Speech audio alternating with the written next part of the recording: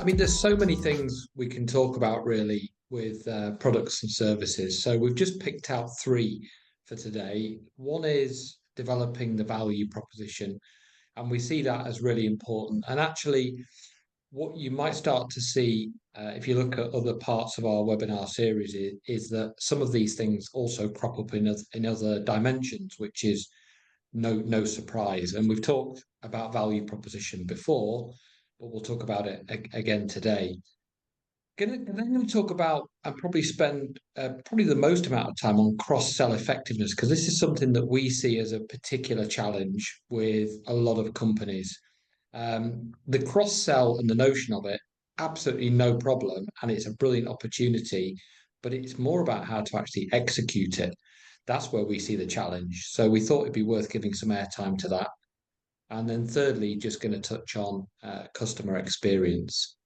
So move through each of these in parts. So first of all, developing value propositions. Over to you, Andy. Yeah. So this is a framework that we often share with our clients because what we find more often than not is that sales reps have difficulty articulating what it is that delivers value to their customer about their product or service, and marketing departments do sometimes as well. And what then happens if you're not able to articulate effectively is that the conversation quickly becomes all about price, which is what you don't want.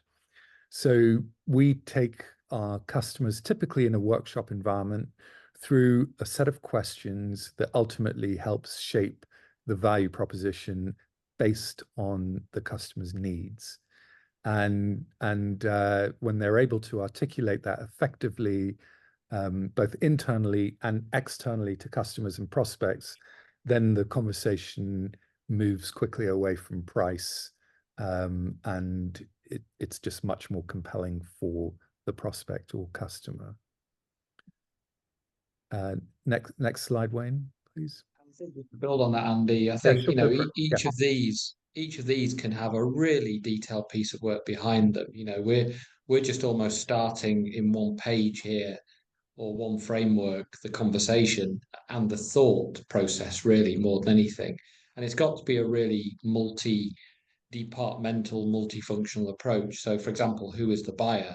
Their persona, ICP. I mean, that just starts to really stimulate a whole load of discussions, and then work defining. Do we define it? Do we not? Etc. So it's the start point.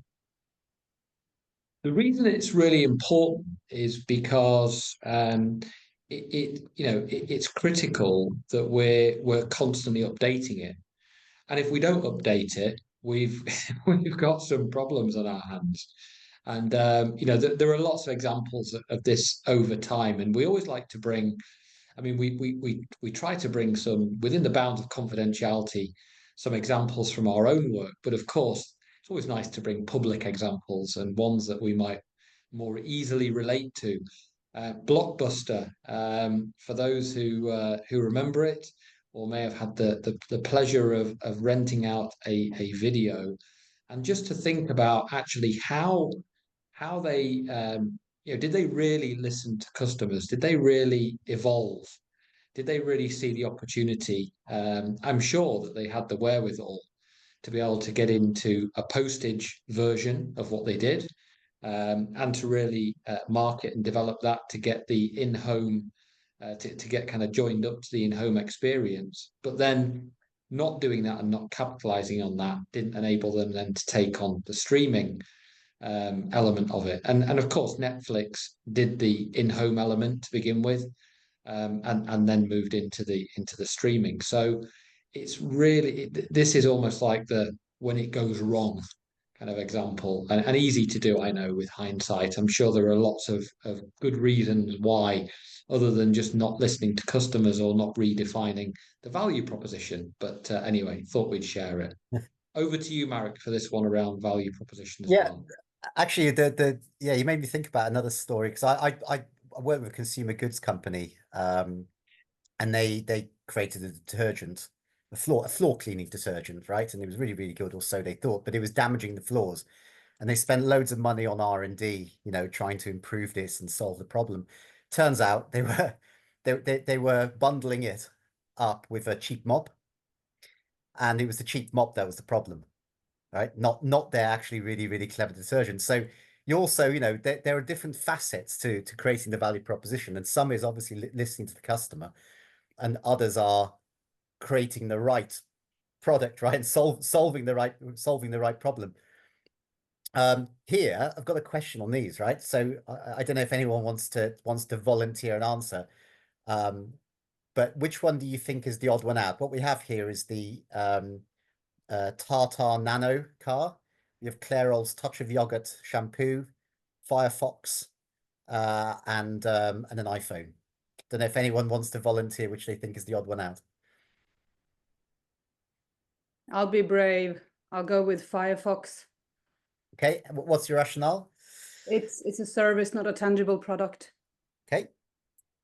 Okay, anyone else?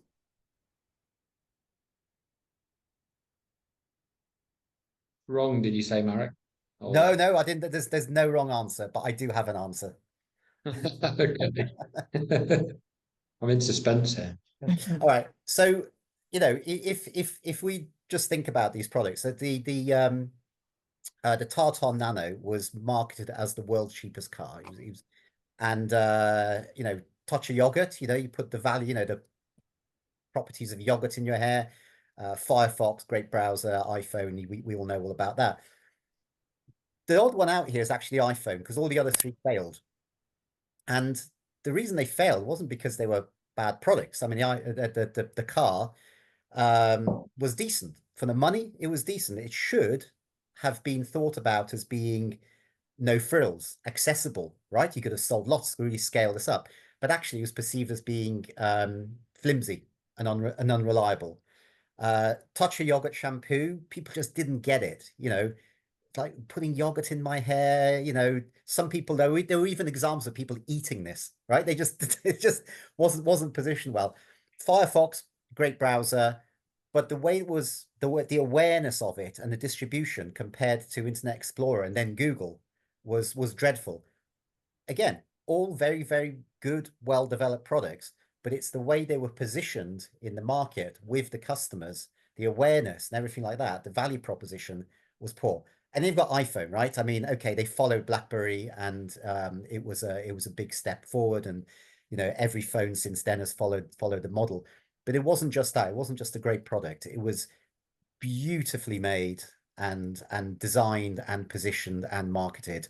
So you know, things to think about there. It's just not just what you're selling, how you're selling it, and how your teams are able to communicate that either through the marketing or through the sales. So let's think about this. Wayne, maybe if you just advance there.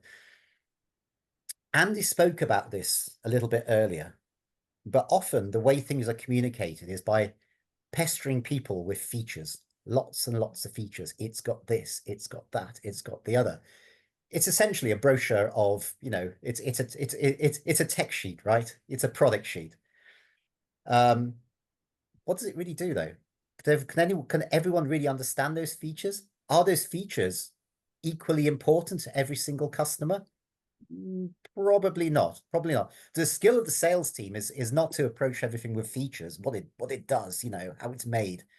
Think about the benefit and the value. I'm working for a company at the moment that has it's created a once weekly drug in a market which is daily. It's an insulin drug. You know, people inject it every single day. And, you know, the features of it are very clever. You know, it has a long dosing profile. Fantastic. And I hope all the scientists that created that long dosing profile in the body, you know, all got their bonuses and got sent to the Bahamas to say thank you, because honestly, it's brilliant. It's as a product, it is brilliant. But if I say to you, it's got a long dosing profile, is that good? I don't know. So what are the benefits? Okay, the benefits of it are you only have to take this drug once a week. You only have to inject it once weekly. And the people who take insulin are pretty much in the last chance saloon of diabetes treatment. These are people who are old, infirm, they need carers, they may be on lots of other drugs, right? And so having something which has less of a injection burden means that actually they're more likely maybe to take the drug, because if people have to take injections every day and they're not really very capable of it, they miss their treatments. Okay, so the benefits are, take less of it, still does the job. Okay, well, that's interesting. But what's the value? What's the value of that? Well, actually, you can quantify these things, because if you miss your treatments, then maybe you have to go to the doctor. Going to the doctor is expensive, both for the patient and for the health service, right? Emergency services often have to be called in. You have to give injections of something else to top up. So again, this is just one story of, moving away from the features. So, if you were messaging this product, you'd go with, well, actually, how is this going to help? How is this going to help the patient? How is it going to help the health service? And maybe don't stay just on, the dosing and the formulation. Many examples of this. And it's very, very easy. People often fall into the trap. They try to move away from features, but they come straight back to it. And they're just reeling off product brochures. Very, very common to see. I don't know if anyone has particular examples of this or thoughts.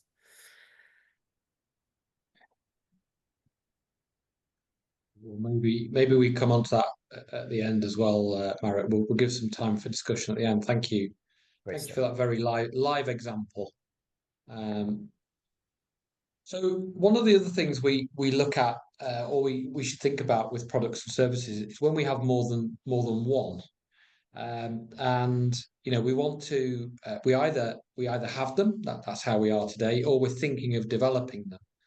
And so cross-sell, or the effectiveness of cross-sell, is one of the challenges that we often are presented with to support and to provide help with. And it often comes through thinking about sort of share of wallet. And often, even not necessarily within a customer, but if one looks at a piece analysis like this, this is anonymized to protect the names of the company and products involved. But this looks at, for example, the revenue concentration. You can see here, clearly the driver is growth of the overall business, but the revenue today is far too concentrated. And so there's a need to get into additional products or to grow the contribution coming from those additional products, B and C.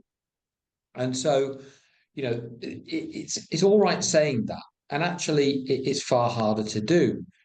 It's got to feel joined up. And this is something that Marek shared a couple of weeks ago, which is, if everyone was blindfolded as customers, and not just different customers, but even people within the same customer, how would we be showing up? How would our comms be showing up? How would our salespeople be showing up? How would the actual product delivery and product experience be showing up? And that's before we even think about from different products from the same company. So it's really got to all feel like it's all part of a family, though, of course, within a family, there are lots of unique nuances and differences, but it still should feel part of a family. And if we look at some of the challenges that we're faced with, we'll often hear that from the company perspective, so probably from the boardroom, or from the marketing suite and product development suite, it will be, well, this is brilliant. This new product we've identified, or this opportunity, it's what customers have told us they absolutely needed. We've got a fantastic product. It may be the best in the market, because it may be the first, or it may be the second, and the second mouse is going to get the cheese here. This is the best, if you like, competition we can launch, and it's going to easily sell. I mean, who's not going to want it?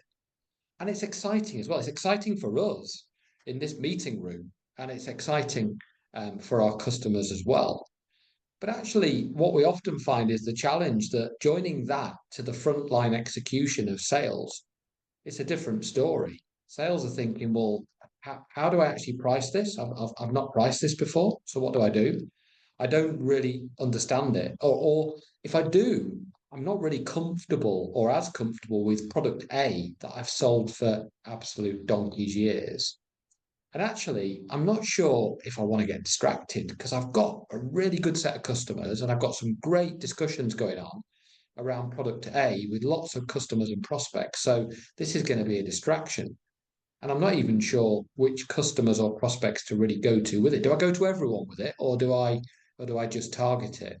And actually, if it's going to be a distraction to me, I might not earn as much bonus either.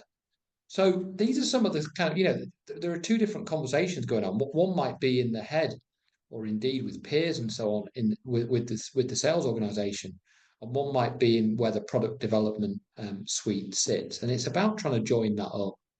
So we often see that it's got to be a really, really cross-functional and multifaceted approach. And these are all the things that we look at to make sure. And these have got, entire frameworks and pieces of implementation work and design work required behind them. So it looks simple on a page, but it is, we don't underestimate how difficult it is. It really is not easy. It's simple, but it's not easy, and it's not easy in the execution part. We've got to think about what's the pricing hierarchy. Are we going to bundle this together? How are we going to price it as an individual product? How does it now look within our hierarchy within individual products? Is there almost some cannibalization risk? If we look at internal organization, how are we set up for this? How do we need to be thinking differently about our organization? Even if it's a matrix or virtual team, do we need to think differently? Looking at effective customer and segment targeting, are we going to go to everyone with this? Or do we just go to certain people? In fact, are we actually going to people that we've never normally targeted before? Because this is absolutely brand new. And then that point around it being a distraction or potentially a distraction for our salespeople, have we got the incentives right? Do we, and would it be appropriate to almost incentivize someone to go out, to a greater degree and sell this because it's new and it needs that push? Or do we not want that? We don't actually want to distract from the core product. There's no right or wrong answer in that. It depends on the situation and circumstance. And then we talked about value proposition, and as an individual product, it may have a brilliant value proposition, really clearly identified decision makers, ideal customer profile, etc., features and benefits, as Marek's described beautifully. But when we show it up alongside our other products, or maybe as part of a family, literally, and sometimes side by side, because that may be the way it's served up, maybe as part of a tech stack. Maybe it is, often we see in SaaS businesses, it's actually served up, as part of a family or as part of a suite of products. How does the combined value proposition need to look? Because now we've got a new member of the family, as it were. And then, of course, and actually one of the more crippling elements we see is that there isn't a product knowledge there within the sales fraternity. It's never going to be as well known as that well-established product. But what comes with that is a nervousness because people don't sell what they're not comfortable to sell, because the first time they get an objection, they will crumble, and they don't want that. And it may be just through a lack of knowledge. Of course, we know that sometimes you've got to kind of get out there and learn by doing, but easy to say, harder to do if you're that frontline salesperson. So product knowledge and the why I'm actually doing this, why is this important, is really, really key. So I thought we'd give some airtime to that particular topic, because cross-sell effectiveness is a key pillar when we're thinking about products and services. Moving on swiftly to customer experience. As much as we need to listen to customers to develop our value proposition, we also need to think about what is their experience like. And, this is something that, particularly in, more or less developed businesses, rather, we see sometimes it's more of a narrative, a voiceover. There's certainly not a systematic approach to it. And a couple of different things to think about. One is, the measurement of it, and then just a bit of a different way to think about customer experience on the next slide as well. So, there are numerous different ways that we would really endorse around this, and they really needn't be complex. I think that's the thing with customer experience that we see. Sometimes it feels like it has to be, a really big investment, and of course it can be, and it has to be really complex. It can be as simple as a net promoter score type question, which is, how likely would you be to recommend this product or service or this company to someone within your industry? It could be as simple as that, just a simple score of 1 to 10 against that answer.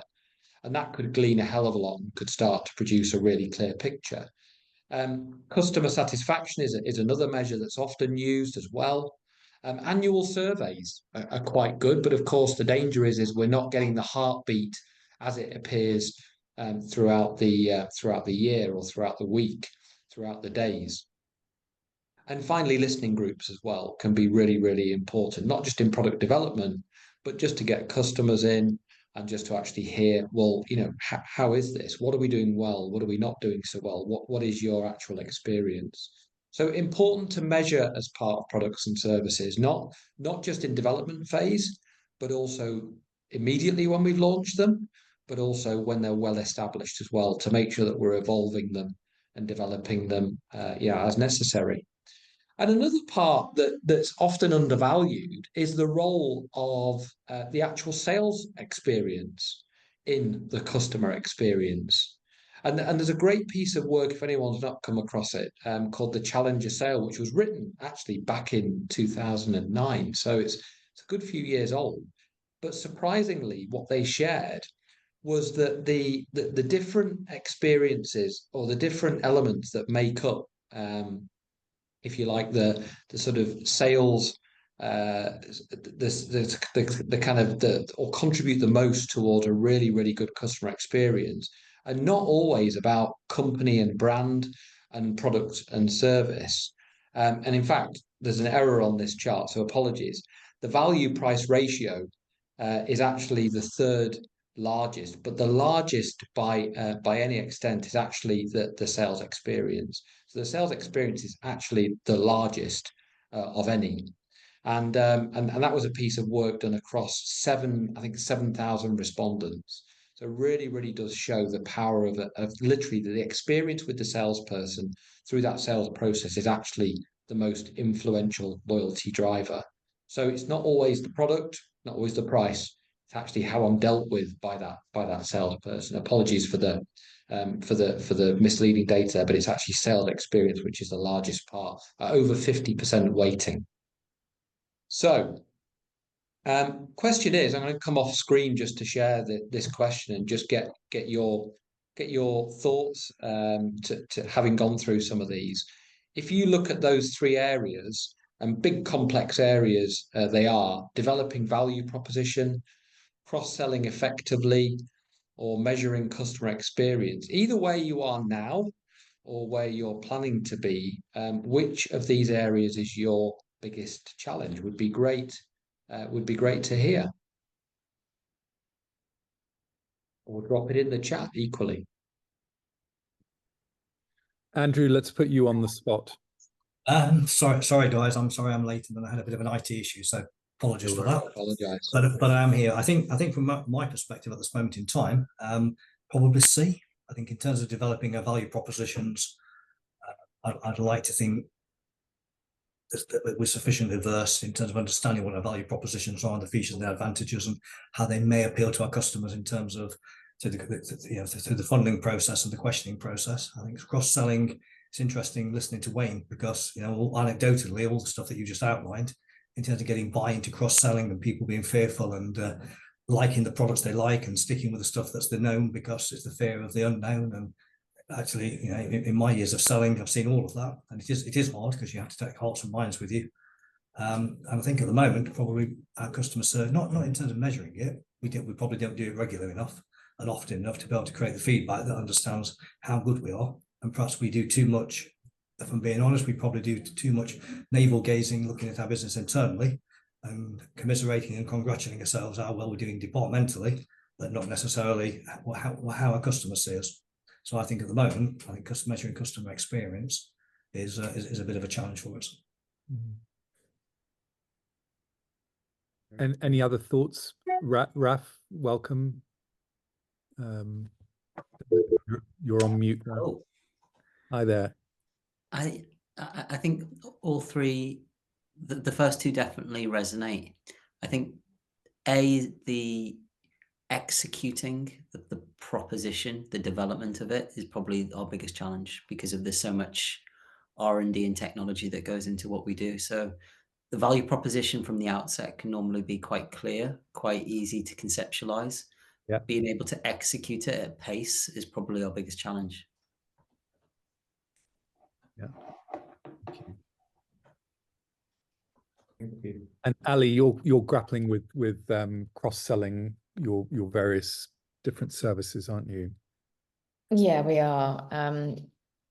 Primarily due to resource, which I'm very aware of. But I think also I was just thinking about the value proposition, particularly of we have an online training program, and what I'm finding is it's difficult to communicate the pain points that the training program solves to clients, and particularly because there's an awful lot of noise in the marketplace where people are promoting training products which are actually just marketing machines for other companies to kind of like get a whole load of new contacts from. And so we have like a solid training product, and then you have these sort of marketing machines that are basically really creating a lot of noise in the marketplace and a bit of a distraction. So developing the value proposition is quite a challenge.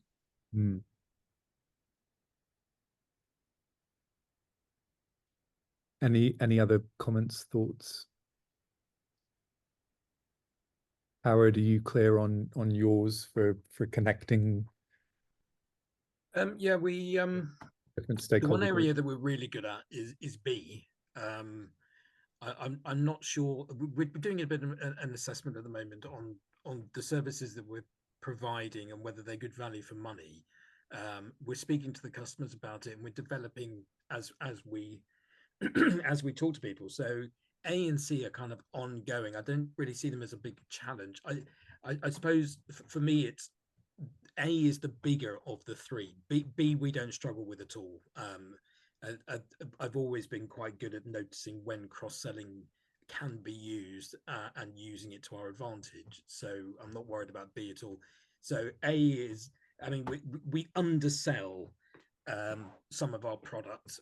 We do it on purpose because they're set at a price where people look at it and go, oh yeah, okay, well, just throw that on the credit card. But realistically, the services we're providing are probably worth twice as much. So we're using C to develop A, basically. Yeah. So it's tactical, it's deliberate. Yeah. And it makes great sense. You know, organizations don't do enough generally with social proof. You know, if you can measure a great customer experience and then use that to develop your value proposition, that can be very powerful. Yeah. Yeah, I think the bit that we often see, Andy, Marek, isn't it, is that, you know, it's when it's part of a suite, and we have to almost redefine how it all looks together. You know, does it make sense if it's all to be presented to the same customer potentially, even if only one of them is core to the customer or prospect. Great, thank you for your insight there. I'll just go back onto screen share and just close out with an offer. If you haven't done already, we have the BFG grade, which, complex though the 12 dimensions are, we have a self-assessment effectively that's available for you to take. It's about 60 questions, takes about 15 to 20 minutes. There's an opportunity for a free text in there, but you don't have to. And it's absolutely no obligation. So, of course, if you want us to then walk through any of the results and insights and maybe give some ideas off the back of it, very happy to. Otherwise, it's yours. And what it really helps people do is it helps people decide where to focus. Because as we're unveiling as part of these webinars, sales and marketing effectiveness is so complex, and there's so much interdependency. You could begin anywhere, and actually it starts to shine a light on the areas that would probably need the most work. So there's a relative element to it, which is useful for people. So the offer is there. The other thing just to share as well is that more than one person can take it. So within the organisation, and that often throws up a good dialogue. It's not something we would, we would kind of hide. Actually, we would share that there are differences of opinion and views, and it's worth airing those and understanding why. And that can add another level to the dialogue as well about where to improve and why it's worth focusing on that area first. So taking the survey across multiple people in the same organization, you'd be amazed. And here's one example on the right about what differences there can be. Doesn't mean one's right and one's wrong, by the way. It's just worth airing and starting the conversation about why there might be such differences. So Friday's focus is all about incentivizing your sales team for outstanding performance. As a former sales director, I have spent a lot of my life talking about incentives, and it's an emotional topic often, and it may be one that piques your attention too. If it does, and if you think it might pique the attention of anyone else's in your network, then we've got some great material to share, some frameworks, again, just different considerations that you can see here for what is a very emotive topic, but absolutely critical to sales excellence. So that's next Friday. So look forward to seeing you and any of your colleagues or network there. I'm going to hand back to Andy just to talk about the next steps and see us off. Yeah, sure. So join us next Friday, but also the following Fridays through December the 13th. And the schedule of the webinars is at betterfastergrowth.com/events. Feel free to ask us for the BFG grade assessment link. I'm very happy to provide that, and there's no obligation to it. And get in touch at any time with any of us to talk through challenges you may be facing. So that's it. Any questions, reflections about any aspect of this webinar that has made you think or has posed a question for you? We're happy to answer any questions you may have.